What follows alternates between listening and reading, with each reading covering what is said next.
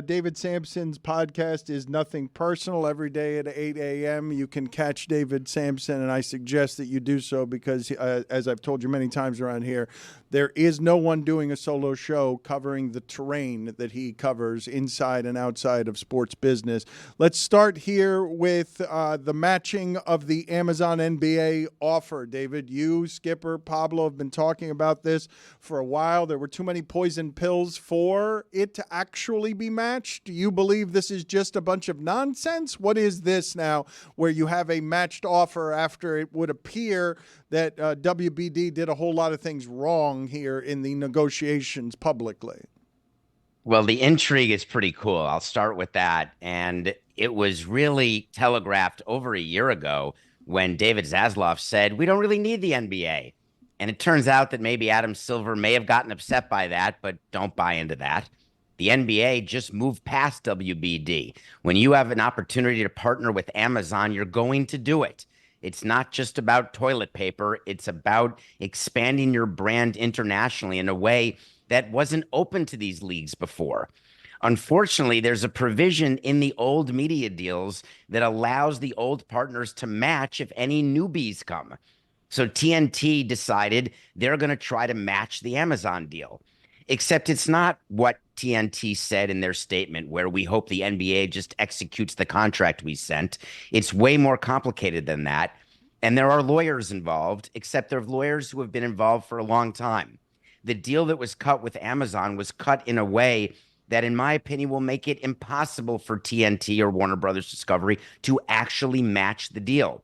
What they're trying to do is get into a negotiation, either to get a smaller fourth rights package, which is not going to happen, or to get their old package back, which is not going to happen, or to try to get some sort of remuneration in order to soften the blow of all the debt that their company has, which has had a quashing impact on their stock price.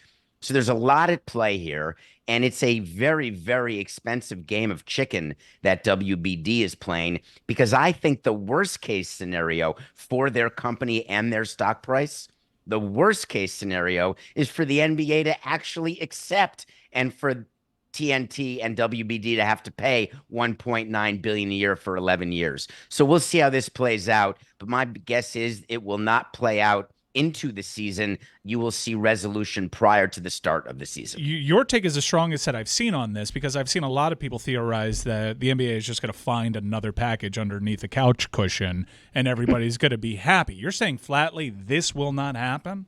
Yeah, I don't believe that Adam Silver has the votes for a fourth package. We talked on Nothing Personal and maybe on this show with Dominique and Pablo last week or 2 weeks ago about James Dolan and how angry he is, how he was the sole vote against the new media rights deals because he doesn't like that there's so many national games. It's hurting his RSN, which is MSG.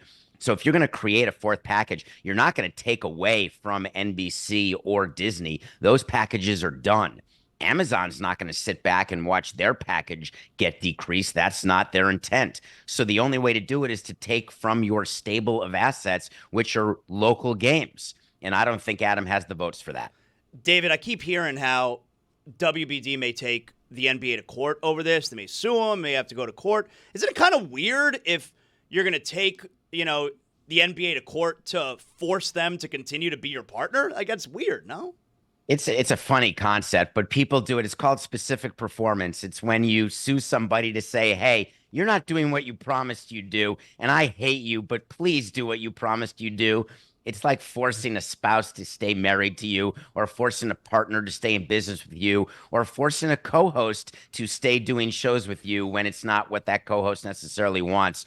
You may be able to do it, but it's sort of ugly, and the end result is not going to be good. A bit awkward.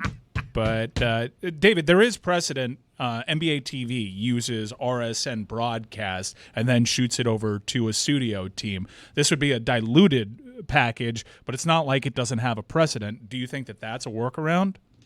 You're talking about the old side-by-side. And that's a funny one where you can get it in the local market. The NFL does a lot of this. You don't worry, it's free over the air in your local markets. That was a lot of what the antitrust suit was about. I just don't think the NBA has the appetite for that, Mike. They have really worked hard to get these three packages, And I understand why WBD has to, in theory, save face, but dollars will rule the day as they always do. And just look at the performance of the company and look at this financial status of the company. And they're in no mood. People talk about, oh, they'll fight this to the death. They'll spend whatever it takes to make sure that they stay partners with the NBA because Charles Barkley's upset with them. That really doesn't come up when boards meet and they look with the CFO about what's happening with the company. So I just think that this is an intermediate step to try to get them a little face saving and a little bit of money. David, if we believe that Barkley is actually going to retire in a year from now, does that matter to either side? Does it matter to the NBA when it comes to, okay, we're going to accept your bid of matching? Should it matter to Warner Brothers Discovery as to whether or not they chose to match the deal? John Skipper had a great line in the sporting class, which LinkedIn sponsored as Pablo, one of his things, the host of the sporting class. That made me smile. John Skipper had a very funny line about that, which is no one cares. Charles Barkley, he makes a lot of noise. The fans love him. He's got great ratings. People are watching. But when you're putting your package together, you want the games. And you are paying for the games. You're paying for the live sports content, the ancillary programming that comes with it. It's fun to talk about, but it is not dispositive in any way.